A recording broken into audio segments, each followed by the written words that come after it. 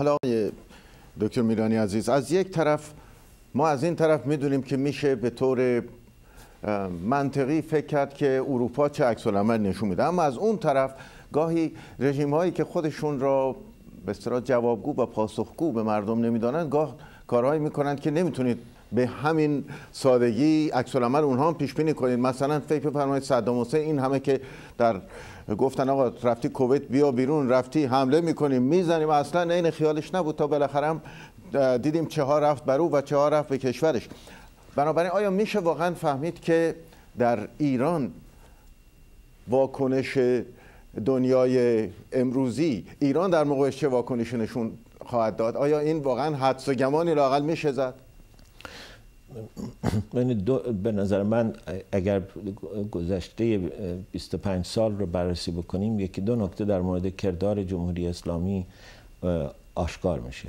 یکی این که آمدن و عالماً به گمان من، و این رو به استناد بعضی از حرفای رهبران من عرض میکنم، اینها سعی میکنند یک بلبشوی ایجاد بکنند و علائم متضادی بفرستند و در این بلبشو کارهای خودشون رو پیش ببرند. به قول فکر میکنم آقای شریعت مداری در کیهان بودن که گفتن بایستی ماشین رو در مسیر مخالف ترافیک قرار بدیم و تخت گاز بریم تا دنیا رو کاملا گیج بکنیم. برخی از سیاست ها دقیقا همین حالت پیشنهادی ایشون رو داره، ولی در عین حال، در عین اینکه خواستار این بلبشو هستند، تجربه 25 سال نشون داده که یک مصلحت گرایی کاملا سیاسی، یک نوع ماکیاولیسم مصلحت اندیش سیاسی هم در این سیاست های جمهوری اسلامی نهفته است. یعنی در شرایط جنگ مثلا وقتی که شعارهای ضد اسرائیل در اوج خودشون بود، وقتی که یادم میاد همه جاده های ایران مقدار کیلومتر مونده به اورشلیم رو هم اعلام میکردند، در اون شرایط دیدیم که جمهوری اسلامی در پسله با اسرائیل هم مراوده برقرار کرد، در شرایطی که شعار ضد آمریکا میداد با آمریکا مذاکره کرد. گروهی از دفتر ریگان رو در اسپانیا باشون مذاکره کردن، آقای کروبی ظاهرا مذاکره کردن. یعنی در عین اینکه شعارهای تند ایدئولوژیک میدن، وقتی که مصلحت خود حکام پیش میاد، اون وقت حاضرن هر نوع تغییری بدن به سیاست هاشون و اون چیزی که برای بقای خودشون لازم هست انجام بدن. و این ترکیب ایجاد بلبشو و مصلحت گرایی ماکیاولی کار به نظر من پیش بینی سیاست های جمهوری اسلامی رو اندکی دشوار میکنم. من دوستی داشتم در ایران مثال خیلی خوبی میزد، میگفت کار تحلیل اوضاع سیاسی جمهوری اسلامی مثل این است که سعی بکنیم با یک میمون شطرنج بازی بکنیم. شما تمام حرکت‌های 16 حرکت آینده رو پیش بینی میکنید، یه دفعه طرف ملکه رو برمی‌داره میخوره و میدونید میشه تمام حرکت‌های طرف رو در شطرنج پیش بینی کرد، ولی اینکه ملکه رو بخوره جزو حرکت‌های محتمل نیست. آقای دکتر میرانی، توی نوشته خودتون در روزنامه واشنگتن، ببخشید در نیویورک تایمز، گفتید در انتخابات اخیر ایران رو مثال زدید به عقل تاکتیکی و حماقت استراتژیکی. میشه خودتون توضیح بدین در این مورد؟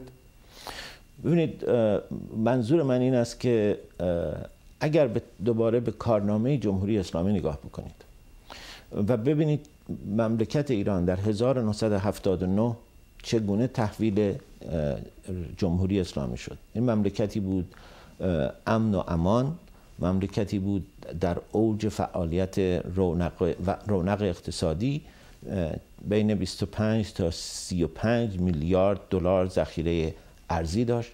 طبقه متوسطش شاید در تمام خاورمیانه به غیر از اسرائیل بی‌نظیر بود، شمار تحصیل کرده هاش بی‌نظیر بود و یک اکثریت قریب به اتفاق مردم با حسن نیت خواستار تغییر جامعه به سوی یک نوع دموکراسی بودند. یعنی تمام شرایط ایدئال برای اینکه ایران از حالت عقب افتادگی جهش بکنه به یک حالت کشور در حال توسعه، یه چیزی شبیه به کره مثلا امروز بشه، تایوان امروز بشه، فراهم بود. ولی این رژیم به لحاظ بیکفایتی استراتژیکش ایران رو به وضعیتی دچار کرده که الان هر ایرانی که در ایران زندگی میکنه به پوست و خون اون رو درک میکنه. ما شبیه کره که نیستیم، شبیه تایوان که نیستیم، بیشتر شبیه به پاکستان و کشورهای جهان سوم شدیم و اون به رغم دلار نفت بشکه $60. این بی کفایتی استراتژیک در عین حال به گمان من این نوعی همراهش کفایت تاکتیکی است. یعنی در مقابله با مسائل روزمره خب به هر حال میبینیم که آقایون حکام بسیار زیرکانه بازی میکنن. شما مقابله پشت پرده‌ای که در همین انتخابات بین آقای خامنه‌ای و آقای رفسنجانی بود و نحوهی که این دو نفر با هم پشت صحنه جنگ و جدال میکردن، خب از لحاظ تاکتیکی خیلی جنگ جالبی بود و خیلی میدونید درایت سیاسی تاکتیکی نشون میداد.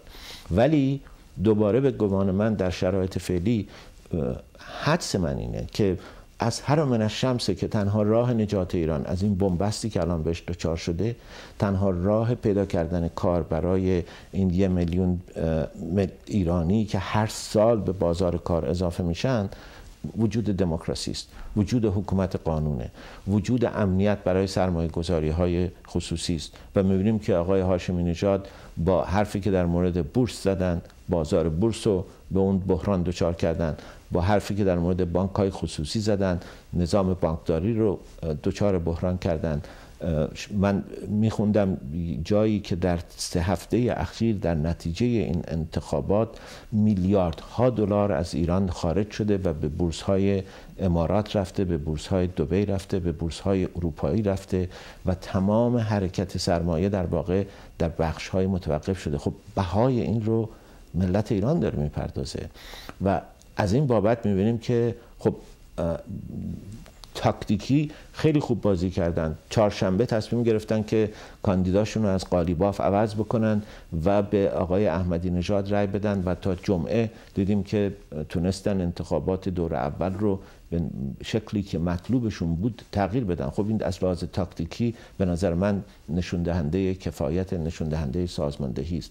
ولی از لحاظ استراتژیک واضح به گمان من که این پیروزی در این نبرد به معنای باخت در جنگ، برای اینکه به نظر من واضحه همونطوری که عرض کردم تنها راه نجات ایران، تنها راه ایجاد کار برای جوانهای بیکار، تنها راه ایجاد امید برای این میلیون‌ها ایرانی که به اعتیاد دچار شدن، به فقر دچار شدن، به افسردگی دچار شدن، اینها مسائل عظیمی هستند.